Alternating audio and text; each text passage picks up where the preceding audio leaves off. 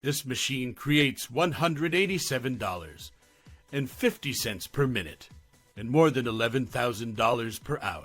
A quarter coin is worth 25 cents once it reaches the bank, a store, or people's pockets, but the material it is made of has little value.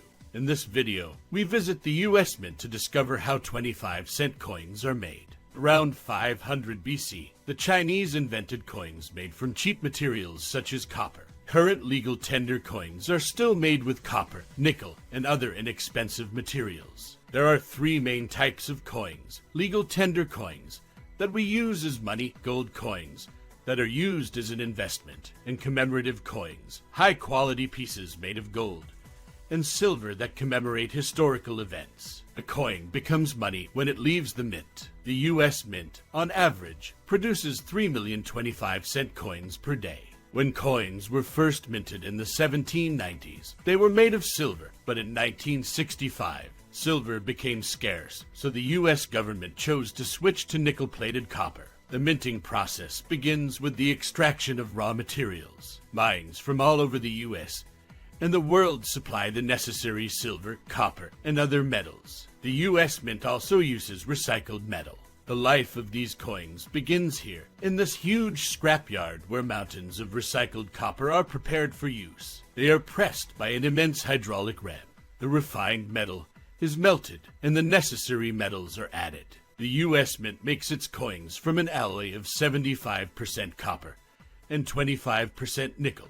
All coins start as huge rolls of nickel-plated copper. To make coins, the metal strips go through a blanking press that cuts almost 300,000 planchets per roll. Waste has no monetary value. The machine separates each cut as it will be recycled and reused to make more coins. The planchets come out of the blanking press like a slot machine, and then an elevator carries them in small trays. The planchets are poured into collecting containers. At this stage, the planchets are simple metal discs. They have no face and are not yet worth 25 cents. Perhaps their size is similar to that of a real coin, but these planchets must undergo a great test before becoming money. The planchets must survive the action of a powerful machine. This machine raises the edge of the planchets around its perimeter by exerting pressure on the edge of the planchets as they pass through a very narrow channel. Everything happens so quickly that it is impossible to see the planchets passing by. The planchets pass through the channel between a rotating steel disc and a rail of the same material. The channel is barely wider than the coin's width. That is why the edges of the planchets are compressed and raised to pass through the narrow channel. This is how the relief that is felt when touching the edge of a coin is formed. This edge is necessary to stack the coins and so that the planchet can maintain its shape during the next test. The coin press. A hammer presses each planchet between two dies. One of these dies imprints the design of the face on one side of the planchet, while the other is for the reverse. If we talk about making easy money, the coin press is so fast that it stamps 750 planchets per minute. In other words, it creates $187.50 per minute and more than $11,000 per hour.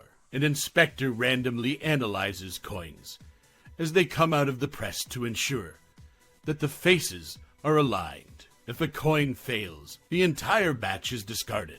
Effective coins are destroyed to prevent them from becoming collectibles. But if the sample is perfect, all the coins are poured into an automatic counter that fills giant bags with 200,000 25-cent coins, totaling $50,000. This mint produces so many coins per day that the excess must wait in containers to avoid jamming the counter. The coins that pass inspection are now ready for distribution. Legal tender coins are packaged in storage bags and sent to the Federal Reserve Bank for distribution to local banks. If you want to know how the dollar is made, the link is in the description and the first comment. Like, subscribe, and activate notifications to continue learning. Bye-bye.